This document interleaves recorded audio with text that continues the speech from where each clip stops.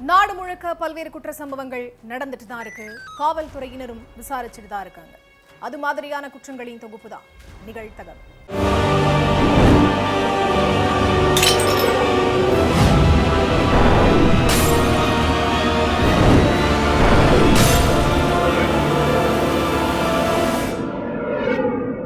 நிகழ்தகவு. வீட்டில் இருந்து வீசிய துர்நாற்றம், கதவை உடைத்து உள்ளே சென்று கிராம மக்களுக்கு காத்திருந்த அதிர்ச்சி.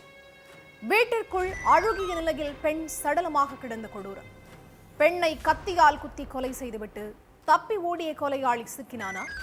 இருவருக்கும் இடையே அப்படி என்ன தொடர்பு நடந்தது? என்ன?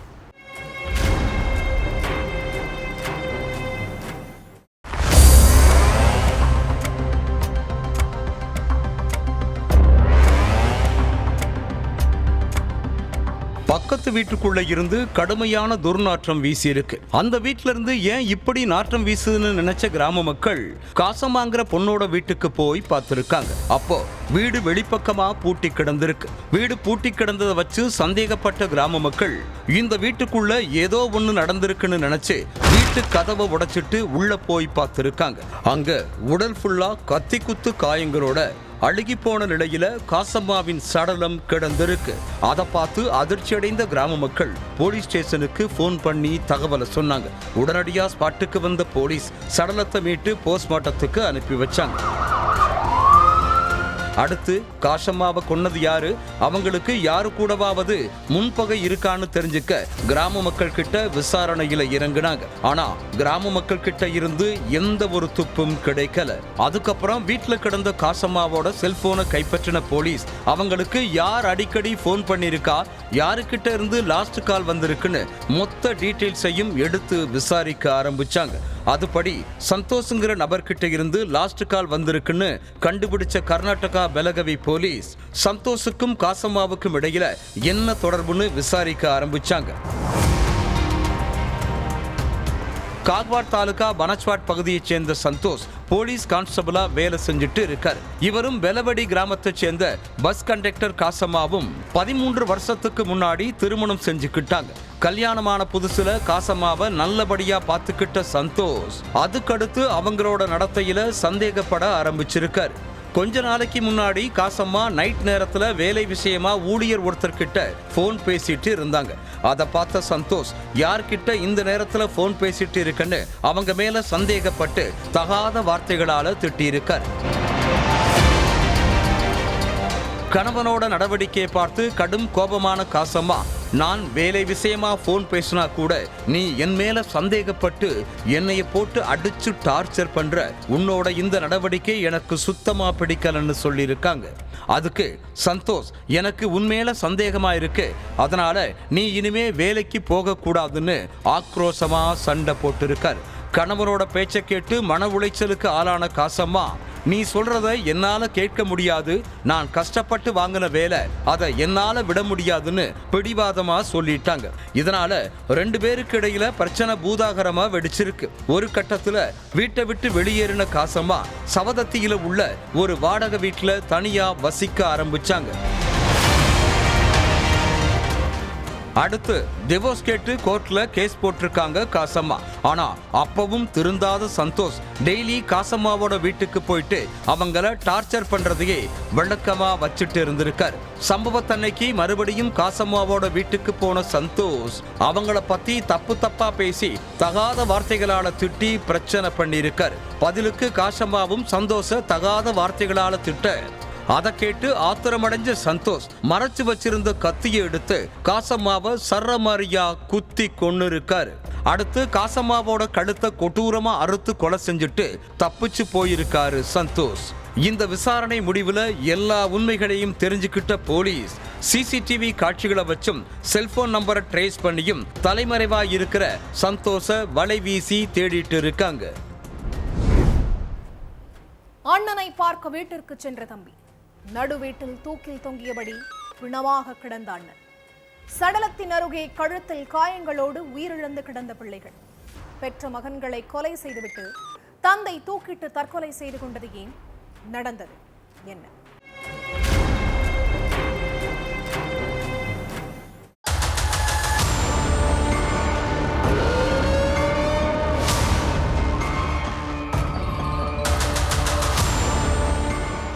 அண்ணன் சிவபூபதியவும் அவரோட பசங்களையும் பார்த்து நலன் விசாரிக்கிறதுக்காக தம்பி சிவபிரகாஷ் தன்னோட அண்ணன் வீட்டுக்கு போயிருக்கார். அப்போ வீட்டு கதவு உள்பக்கமா பூட்டி கிடந்திருக்கு. அதை பார்த்த தம்பி சிவபிரகாஷ் சிவபூபதின்னு கத்திக்கிட்டே வீட்டு கதவை தட்டி இருக்கார். ஆனா உள்ள இருந்து யாருமே கதவை திறக்கல. ரொம்ப நேரமா கதவை தட்டியும் யாரும் கதவை திறக்காததால பதறி போன தம்பி அக்கம் பக்கத்துல உள்ளவங்களை உதவிக்கு கூப்பிட்டு இருக்காரு. அடுத்து போலீஸ் ஸ்டேஷனுக்கு போன் பண்ணி தகவலை சொல்லியிருக்கார். உடனடியா ஸ்பாட்டுக்கு வந்த போலீஸ் வீட்டு கதவை உடைச்சிட்டு உள்ள போய் பார்த்திருக்காங்க. அப்ப பெட்ரூம்குள்ள சிவபூபதி தூக்குல தொங்கிட்டு இருந்திருக்கார். சடலத்துக்கு பக்கத்துல அவரோட 2 பசங்களும் கழுத்துல காயங்களோட உயிரிழந்து கிடந்தாங்க. உடனே அந்த 3 சடலங்களையும் மீட்ட போலீஸ் பிரேத பரிசோதனைக்கு அனுப்பி வச்சுட்டு விசாரணையில இறங்குனாங்க. தூத்துக்குடியில உள்ள ஆழ்வார்கற்குளம் கிராமத்தைச் சேர்ந்த சிவபூபதிக்கு கல்யாணமாகி பூபதி லத்தீஸ் பூபதின்னு 2 பசங்க இருந்தாங்க. சிவபூபதியோட தம்பி சிவபிரகாஷ் ஒசூர் குறிஞ்சி நகர்ல வசிச்சுட்டு இருக்காரு. சிவபூபதிக்கு தொழில் பண்ணி பெரிய பணக்காரர் ஆகணும்னு ரொம்ப ஆசை. இதனால தன்னோட தம்பிக்கு போன் பண்ண சிவபூபதி எந்த தொழில் பண்ணா பணக்காரராக முடியும்னு ஐடியா கேட்டு இருக்காரு. அதுக்கு ஒசூர்ல நிறைய இண்டஸ்ட்ரி இருக்கு, அதே மாதிரி இங்க நிறைய தொழிலும் கொட்டி கிடக்கு. அதனால நீங்க இங்க வந்து தங்கி ஒரு பிசினஸ் பண்ணா வாழ்க்கையில ஈஸியா முன்னேறிடலாம்னு சொல்லி இருக்கார். தம்பியோட பேச்சை கேட்டு சிவபூபதியும் தன்னோட குடும்பத்தோட ஒசூருக்கு வந்து தங்கிட்டார். அதுக்கப்புறம் எந்த ஒரு வேலைக்கும் போகாத சிவபூபதி தொழில் ஆரம்பிக்கிறதுல ரொம்ப தீவிரமா இருந்திருக்கார். அப்போ ஆன்லைன் ட்ரேடிங், ஷேர் மார்க்கெட்ல பணத்தை போட்டா அதிக லாபம் கிடைக்கும்னு சிவபூபதியோட ஃப்ரெண்ட்ஸ் அவருக்கு ஐடியா கொடுத்திருக்காங்க. அதை அப்படியே நம்பின சிவபூபதி சின்ன சின்ன தொகையா முதலீடா போட்டு பணத்தை சம்பாதிச்சிருக்கார். சின்ன சின்ன தொகையிலேயே ஓரளவுக்கு பணத்தை பார்த்த சிவபூபதி அதிக பணத்தை போட்டா அதிக பணம் லாபமா கிடைக்கும்னு நினைச்சு சொந்தக்காரங்க, ஃப்ரெண்ட்ஸ்னு எல்லார்கிட்டையும் பல லட்சம் ரூபாய் கடனை வாங்கி முதலீடு பண்ணியிருக்கார். ஆனா அதுக்கப்புறம் ஆன்லைன் ட்ரேடிங்லையும் ஷேர் மார்க்கெட்லையும் அவருக்கு பெரிய லாஸ் ஆகியிருக்கு. பிசினஸ்ல போட்ட காசெல்லாம் நஷ்டத்துல போயிருக்கு. பிசினஸ் ரொம்ப லாஸ் ஆனதால கடன்காரங்களுக்கு பணத்தை திருப்பி கொடுக்க முடியாம அவதிப்பட்டிருக்காரு சிவபூபதி. கொஞ்ச நாளைக்கு முன்னாடி சிவபூபதியோட வீட்டுக்கு போன கடன்காரங்க அவர்கிட்ட பணத்தை கேட்டு சண்டை போட்டிருக்காங்க.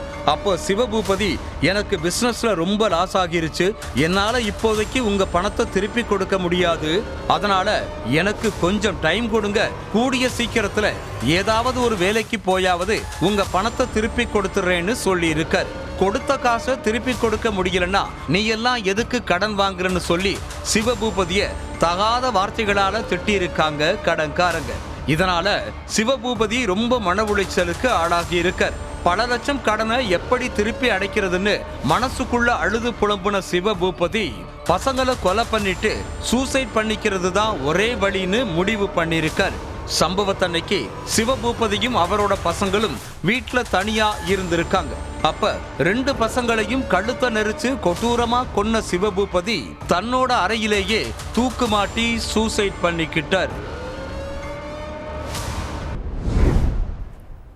வீட்டிற்குள் தாய் இல்லாததால் பரிதவித்து நின்ற 15 வயது மகள், காணாமல் போன பெண்ணை தேடி அலைந்த அக்கம் பக்கத்தினர், வீட்டின் பின்புறத்தில் உள்ள கழிவறைக்குள் எட்டி பார்த்தபோது காத்திருந்த அதிர்ச்சி, மனைவியை கொலை செய்துவிட்டு நாடகமாடிய கணவன் சிக்கியது எப்படி, கொலைக்கான பின்னணி என்ன?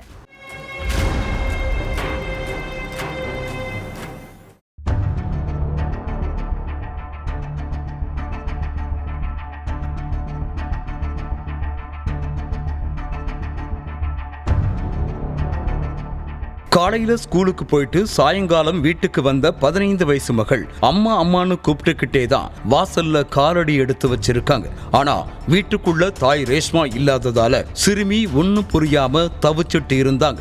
அக்கம் பக்கத்துல உள்ளவங்க கிட்ட கேட்டப்ப அவங்களுக்கு எதுவுமே தெரியல. யாருக்கிட்டையும் சொல்லாம எங்கேயும் போக மாட்டேங்களேங்கிற சந்தேகத்துல சிறுமியோட சேர்ந்து பக்கத்து வீட்டுக்காரங்களும் ரேஷ்மாவை சுத்தி முத்தி தேடி பார்த்திருக்காங்க. அப்போ அவங்க வீட்டுக்கு பின்னாடி உள்ள பாத்ரூம்ல தற்செயலா எட்டி பார்த்தப்ப ரேஷ்மாவோட சடலம் கிடக்கிறது தெரிஞ்சிருக்கு. விஷயம் தெரிஞ்சு சம்பவ இடத்துக்கு வந்த போலீஸ் ரேஷ்மாவோட சடலத்தை மீட்டு போஸ்ட்மார்ட்டத்துக்கு அனுப்பி வச்சாங்க. ரேஷ்மாவுக்கு என்னாச்சு, எப்படி உயிரிழந்தாங்கன்னு பல்வேறு கோணங்கள்ல விசாரணையில இறங்குனாங்க காவல்துறையினர். அப்பதான் ரொம்ப நேரமா ரேஷ்மாவோட கணவர் பிரசாந்த ஆளையே காணோம்னு அங்க உள்ளவங்க சொல்லி இருக்காங்க. உடனே போலீஸோட சந்தேக பார்வை பிரசாந்த் பக்கம் திரும்பி இருக்கு. அதுக்கப்புறம் பிரசாந்த் இருக்கிற இடத்தை தெரிஞ்சு அவரை பிடிச்சு விசாரிச்சப்பதான் ரேஷ்மா எப்படி இறந்தாங்கிறது போலீஸுக்கு தெரிய வந்திருக்கு. போலீசார் கேள்வி கேட்கறதுக்கு முன்னாடியே ரேஷ்மா பாத்ரூம்ல உள்ள ஹீட்டர் ஷாக் அடிச்சு உயிரிழந்திருப்பாங்கன்னு சொன்னதும் பிரசாந்த் மேல உள்ள சந்தேகம் போலீஸுக்கு இன்னும் அதிகமாக இருக்கு. அதுக்கு பிறகு அவர்கிட்ட கவனிக்க வேண்டிய விதத்துல கவனிச்சப்பதான் மொத்த உண்மையும் தெரிய வந்துச்சு. கர்நாடக மாநிலம் பெங்களூருவை சேர்ந்த ரேஷ்மாவோட கணவன் உடல்நலக்குறைவால கடந்த சில வருஷங்களுக்கு முன்னாடி உயிரிழந்துட்டார். ரேஷ்மாவுக்கு 15 வயசுல ரேணுகாங்கிற ஒரு மகள் இருக்காங்க. ரேஷ்மா எந்த நேரமும் இன்ஸ்டாகிராம்லேயே மூழ்கி கிடந்திருக்காங்க. அந்த இன்ஸ்டா மூலமாக ரேஷ்மாவுக்கு அறிமுகமானவர் தான் பிரசாந்த். இவனுக்கு கல்யாணமாகி 2 பிள்ளைங்க இருக்காங்க.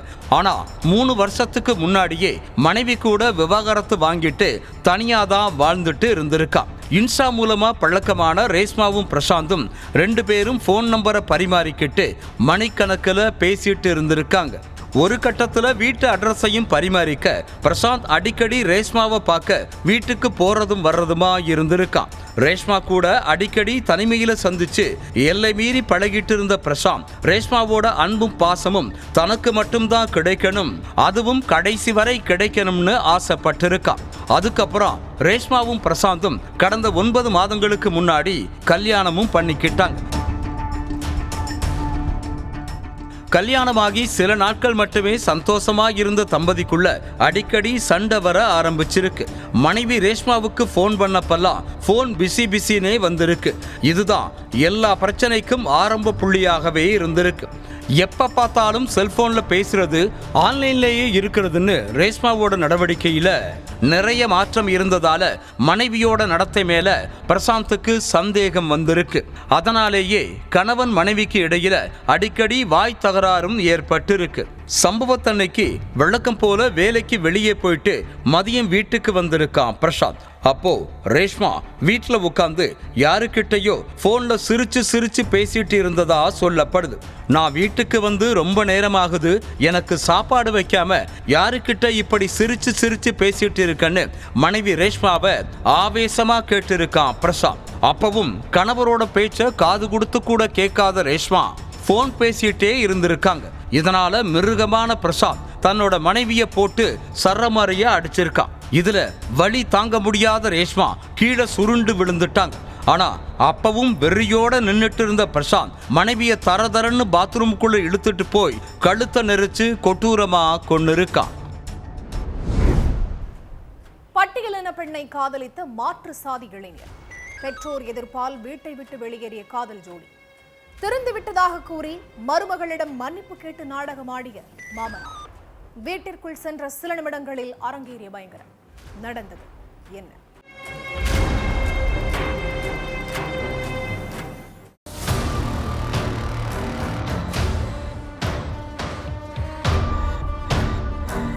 சட்ட ஃபுல்லா ரத்தம், கையில ரத்தக்கரை படிஞ்ச கத்தியோட போலீஸ் ஸ்டேஷனுக்கு வந்திருக்காரு 55 வயது மதிக்கத்தக்க நபர் ஒருத்தர். என்ன நடந்துச்சு, ஏன் இந்த கோலத்துல வந்திருக்கீங்கன்னு போலீஸ்காரங்க கேட்டிருக்காங்க. அப்போ அவர் சொன்ன விஷயத்தை கேட்டு ஸ்டேஷன்ல இருந்த எல்லோரும் ஒரு நிமிஷம் ஆடி போயிட்டாங்க.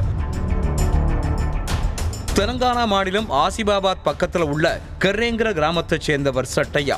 இவரோட மகன் சேகர்.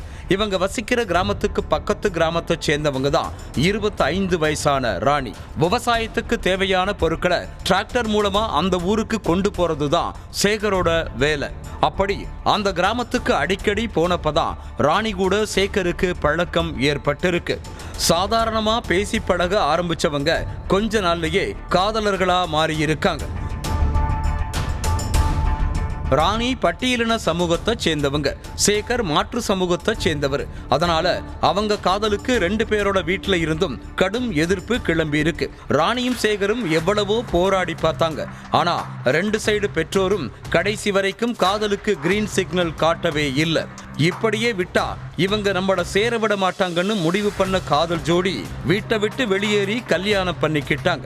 மகன் பட்டியலின பொண்ண கல்யாணம் பண்ணிக்கிட்ட விஷயம் தெரிஞ்ச சட்டையா மகன் மேலையும் மருமகள் மேலையும் கோபத்துல இருந்திருக்காரு. அதோட மகனையும் ஒதுக்கி வச்சுட்டாரு. அதுக்கு பிறகு வாடகைக்கு வீடு எடுத்து ராணியும் சேகரும் கல்யாண வாழ்க்கையை சந்தோஷமா தொடங்கி இருக்காங்க. கொஞ்ச மாசத்துக்கு முன்னாடி இளம்பெண் ராணி கர்ப்பமாவும் ஆகிட்டாங்க. இவ்வளவு நாள் நம்மளை ஒதுக்கி வச்ச அப்பா சட்டையா நமக்கு குழந்தை பிறந்ததும் மாறிடுவாருன்னு நினைச்ச சேகருக்கு காதல் மனைவியையும் வயிற்றுல உள்ள குழந்தையையும் தன்னோட அப்பா சட்டையா கொலை செய்வார்னு நினைச்சு கூட பார்த்திருக்க மாட்டார். பெத்த மகன் தன்னோட பேச்ச மீறி பட்டியலினத்தை சேர்ந்த ராணிய கல்யாணம் பண்ணிக்கிட்டது சட்டையாவால ஏத்துக்க முடியல. கடும் ஆத்திரத்துல இருந்த சட்டையா மகனை கல்யாணம் பண்ணிக்கிட்ட ராணிய கொல்லணும்னு முடிவு பண்ணிருக்காரு. மருமகள் கர்ப்பிணியா இருக்கான்னு தெரிஞ்சும் கொஞ்சம் கூட ஈவு இரக்கமே இல்லாம அவங்கள கொலை செய்ய பலமுறை ஸ்கெட்ச் போட்டிருக்காரு சட்டையா. ஆனா அந்த மாடல் ஸ்கெட்ச்ல ராணி சிக்கவே இல்லை. அதனால ஆத்திரமடைஞ்ச சட்டையா தானே களத்துல இறங்கியிருக்கார். சம்பவத்தன்னைக்கு சேகர் வழக்கம் போல வேலைக்கு கிளம்பிட்டார். அப்போ 9 மாசம் கர்ப்பமா இருந்த ராணி மட்டும்தான் வீட்டுல இருந்திருக்காங்க. இதை தெரிஞ்சுக்கிட்டு மகன் வீட்டுக்கு போயிருக்காரு சட்டையா. அங்க வீட்டுல இருந்த மருமகள் ராணி கிட்ட உங்களை ஒதுக்கி வச்சு பெரிய தப்பு பண்ணிட்டேமான்னு சொல்லி மன்னிப்பு கேட்டு இருக்கார். மருமகள் ராணியோ மாமனார் சட்டையா நம்மளை ஏத்துக்கிட்டாருன்னு சந்தோஷப்பட்டு இருக்காங்க. ஆனா அந்த சந்தோஷம் 2 நிமிஷம் கூட நீடிக்கலங்கிறது தான் கொடூரத்தோட உச்சமே. மன்னிப்பு கேட்கிற மாதிரி கேட்டு ராணிய கொலை பண்றதுக்கு தான் வீட்டுக்குள்ள நுழைஞ்சிருக்காரு சட்டையா. பட்டியலின சமூகத்தை சேர்ந்த நீ என் மகனை கல்யாணம் பண்ணிக்கிட்டது மட்டுமில்லாம என்னையே மன்னிப்பு கேட்க வச்சிட்டியான்னு சொல்லி நிறைமாத கர்ப்பிணியான ராணிய கோடாரியால கொடூரமா வெட்டியிருக்கார். வயிற்றுல குழந்தைய வச்சுக்கிட்டு வெளியே ஓடி இருக்காங்க ராணி. ஆனா விடாம துரத்திட்டு போன சட்டையா அவங்கள சரமரியா வெட்டியிருக்கான். உன்னால எங்க குடும்பத்தோட மானமே போயிருச்சு, இனிமேலும் நீ உயிரோடவே இருக்க கூடாதுன்னு ஆத்திரம் தீர்ற வரைக்கும் ராணிய காட்டு மிராண்டித்தனமா வெட்டி கொன்னு இருக்கான் சாதி வெறி பிடிச்ச சட்டையா.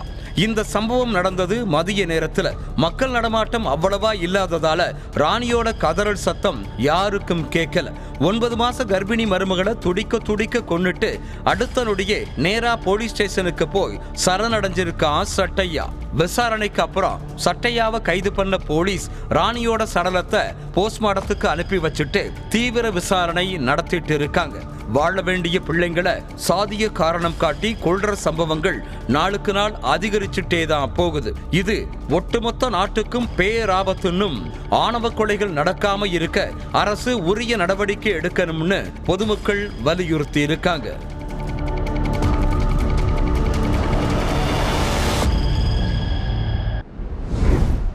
ஒவ்வொரு குற்றங்களின் முடிவும் சட்டத்தின் கையில். விசாரணை தொடரும். பார்க்கலாம் அடுத்த நிகழ்தகவில்.